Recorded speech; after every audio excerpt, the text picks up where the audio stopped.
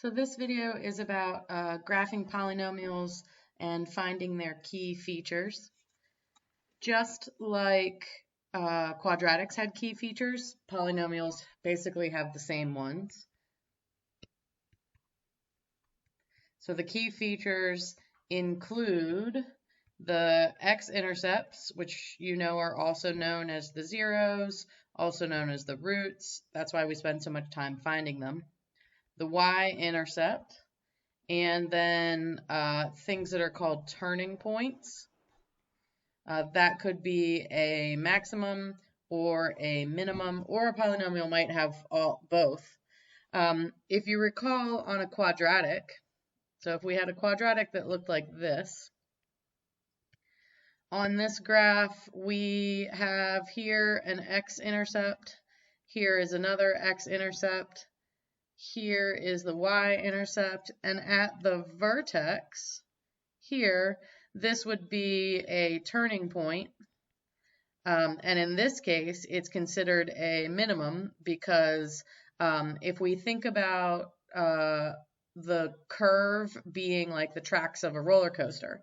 So here is a car on the roller coaster. Whee! Reading from left to right, this car is headed down. They get here, and they're neither headed up nor down, and then they head back up the other side of the tracks. So this is decreasing on this side and increasing on this side.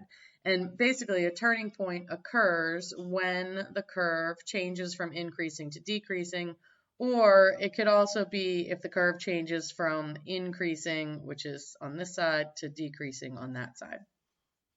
All right, so we're going to use our CAS in order to find most of this information. So if you don't have your CAS, go ahead and pause it and then go get your CAS. Okay, let's start with this equation. Y equals 2x cubed plus 2x squared minus 8x minus 8. What we're going to do is we're going to find all of the key features, and then we're going to sketch the graph and label all of those key features. So the first thing that we need to do is we need to factor it in order to find the roots.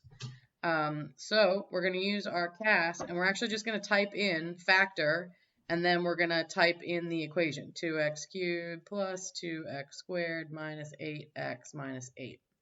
So let's go over to our CAS and literally type in the word factor, parentheses, and then type in the equation, 2x cubed plus 2x squared minus 8x minus 8. Once your equation is typed in correctly, and go ahead and take a second and double check it, make sure it's good, you can hit enter. And there it is. It is factored for you. So it's factored into 2, x minus 2, x plus 1, x plus 2.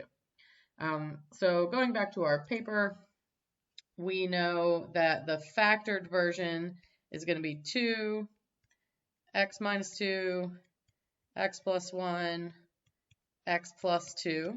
And now we can use our zero product property, and we know that each of these things would be set equal to 0. So if I set x minus 2 equal to 0 and I solve it, I would get x equals 2.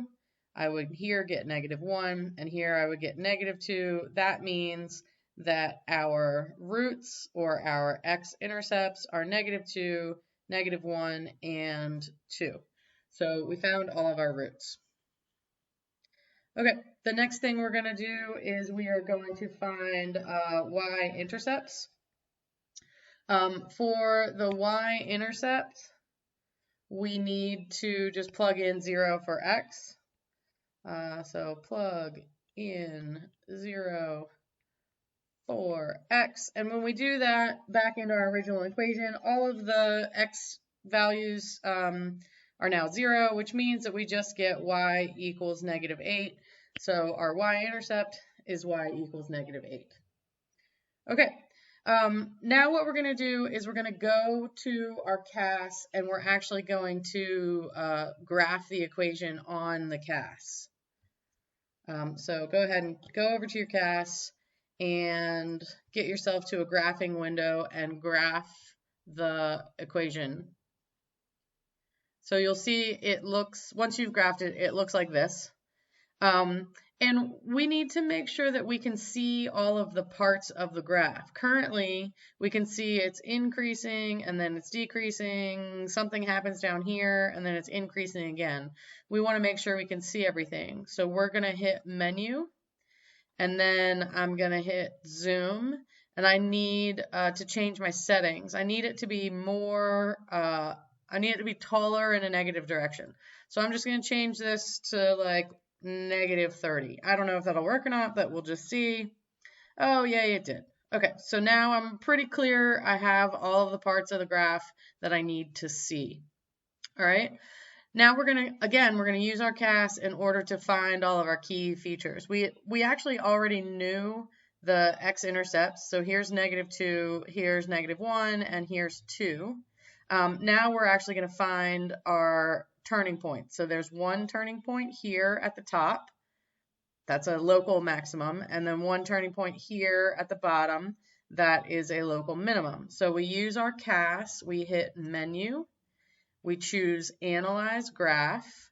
And it brings up this big menu. You can see we could either choose minimums or maximums.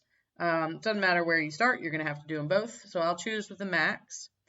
So you get this line here. You need to use your arrow buttons to move the line so that it is on the left side of the max or the min, and then you hit enter.